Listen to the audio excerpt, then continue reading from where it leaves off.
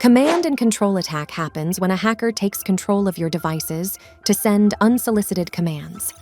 16% of organizations globally encounter a command control attack. How does this attack happen? Through phishing emails, which can automatically install malware to establish control.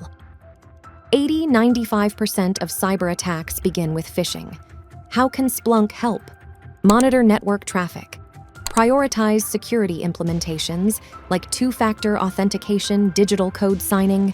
Train staff to recognize phishing scams before they can infiltrate your organization.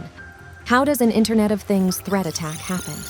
Hackers use sophisticated malware to gain access and then enter a network.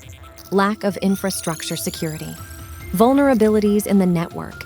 13.1 billion devices are connected to the IoT globally, projected to increase to 30 billion by 2030. How can Splunk help? Splunk provides monitoring services, and the IT team members support it.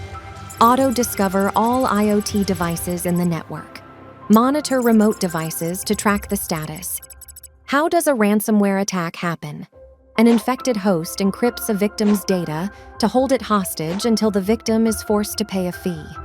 Attackers can send through malware drive-by downloads, traditional remote service-based exploitation phishing campaigns.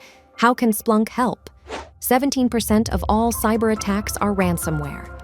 The average cost of a data breach caused by a ransomware attack is $4.54 million. Splunk helps with detection through statistical analysis and investigates threats to stop them before occurrence. Contact Prudent now to learn more about Splunk's security tools.